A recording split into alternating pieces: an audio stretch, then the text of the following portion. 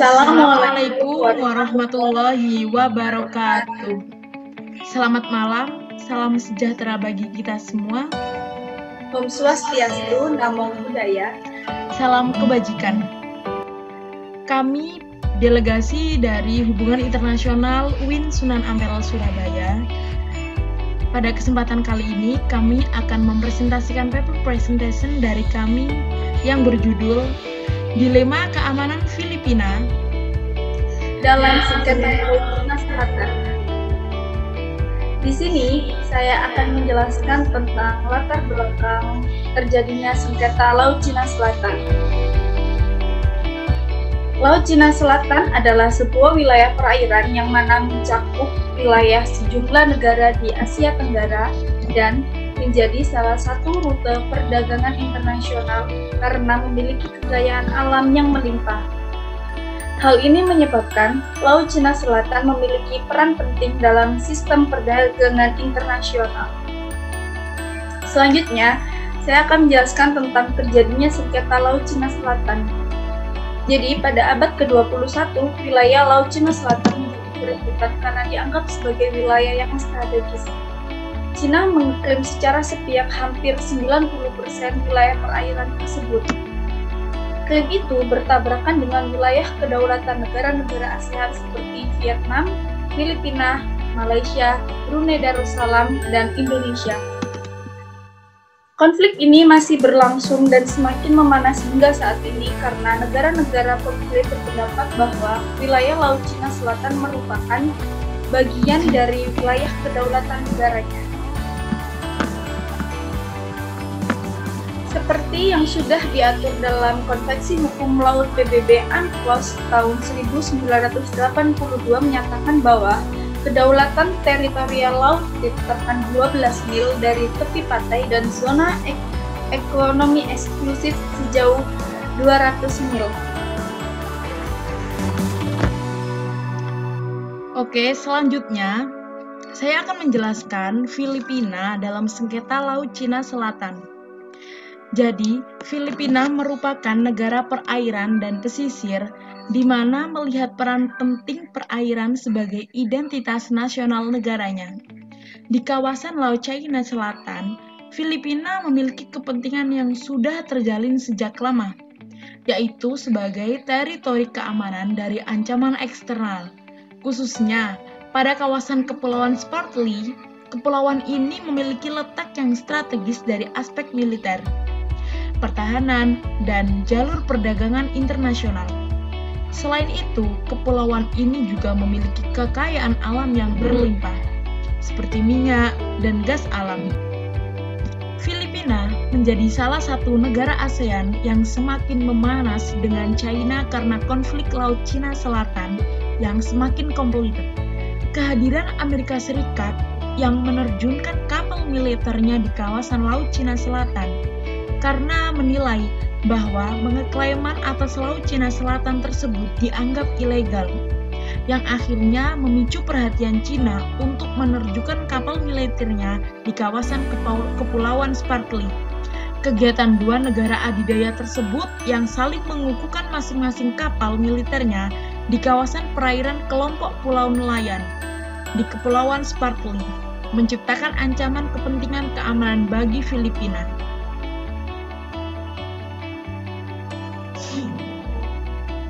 Selanjutnya, dilema keamanan.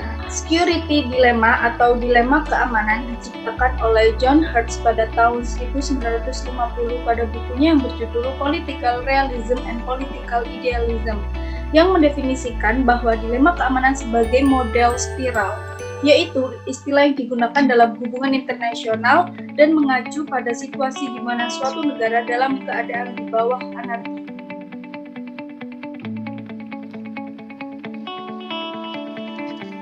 Next, di sini saya akan menjelaskan definisi security dilemma atau dilema keamanan. Security dilemma adalah situasi di mana suatu negara mengambil tindakan untuk meningkatkan keamanan negaranya dan mempengaruhi reaksi dari negara lain. seperti memperbanyak senjata dan melakukan perkembangan pada teknologi modern, dan negara lain akan mengambil tindakan defensif untuk menyeimbangkan kekuatan agar sama-sama merasa kuat. Selanjutnya, saya akan menjelaskan tentang tantangan Filipina dalam menghadapi Cina di dalam sengketa Laut Cina Selatan. Tantangan yang pertama adalah gap among China and Filipina. Antara China dan Filipina memiliki gap dari aspek security dan juga alat utama sistem senjata atau alutsista. China merupakan anggota tetap Dewan Keamanan PBB dan China juga memiliki sistem militer yang kuat. Dan China pun seperti yang kita tahu beraliansi baik dengan Rusia. Menurut Duterte, Presiden Filipina, saat ini negaranya tidak memiliki kemampuan untuk menentang China secara militer atas ketegangan yang memanas belakangan ini. Ketakutan yang dirasakan Filipina ini menjadi tantangan Filipina dalam menghadapi China guna untuk mempertahankan kedaulatan wilayahnya.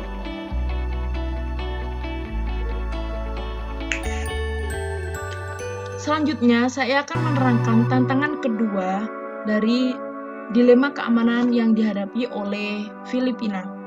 Adanya COVID-19. Penularan coronavirus COVID-19 ini terus melonjak di Filipina. Filipina menjadi negara yang paling banyak terkena virus COVID-19 di wilayah Asia Tenggara. Dikutip dari Channel News Asia, Filipina mencatat 6.958 kasus baru, sehingga total kasus menjadi 136.638, tertinggi di Asia Tenggara ini. Otoritas Kesehatan Filipina juga melaporkan 24 kematian, menjadikan jumlah kematian akibat virus corona di negara itu menjadi 2.293 jiwa.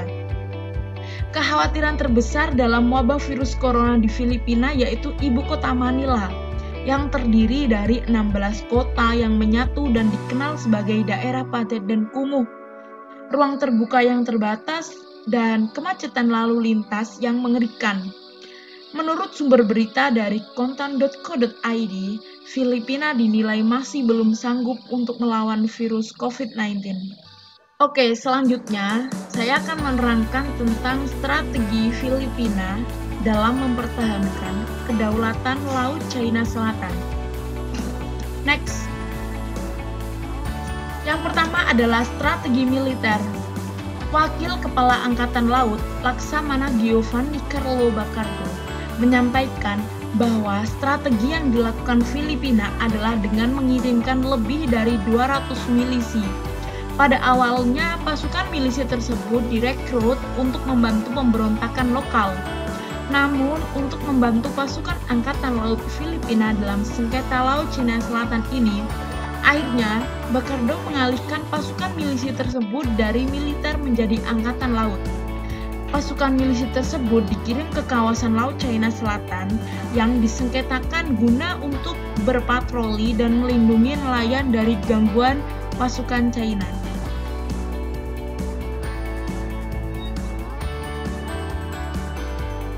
Strategi selanjutnya yang dilakukan sesuai dengan konsep dilema keamanan adalah strategi bargaining. Romeo C. Banway, seorang ilmuwan politik Filipina, menjelaskan bahwa Filipina juga akan menerapkan strategi bargaining. Strategi ini merupakan opsi strategi dari teori perimbangan kekuatan. Karena seperti yang kita tahu, antara kekuatan dari Filipina dan Cina begitu jauh. Jadi akhirnya strategi ini dilakukan Filipina untuk menangani kekuatan besar di sistem anarki internasional. Filipina harus memikirkan strategi yang pas untuk menghadapi Cina yang memiliki kekuatan lebih besar dari Filipina. Dengan menggunakan strategi bargaining ini, akhirnya Filipina tentunya harus membangun aliansi dengan negara yang lebih besar guna untuk menyeimbangkan kekuatan dengan Cina. Di tengah konflik yang memanas antara Cina dan Amerika Serikat, Filipina pun memperlihatkan kecenderungannya berpihak pada Amerika Serikat. Di bawah kepemimpinan Duterte, terlihat bahwa Filipina melakukan penjagaan jarak dengan Amerika sebelumnya. Namun dengan kondisi sekarang ini, Filipina terpaksa harus mendekati Amerika Serikat karena Amerika Serikat bisa menyediakan kebutuhan keamanan dalam menghadapi Cina. Oke, cukup sekian presentasi dari kami. Tetap semangat kepada seluruh delegasi, panitia, dan juga dewan juri. Di tengah adanya pandemi ini, kita diharuskan untuk social distancing, maka kami sangat yakin bahwasanya kita bisa melewati itu semua. Saya pamit undur diri. Saya Inka Menovinka dan saya Mutiara Aisyah Majaria. Suma salam. Wassalamualaikum warahmatullahi wabarakatuh. Have a good day.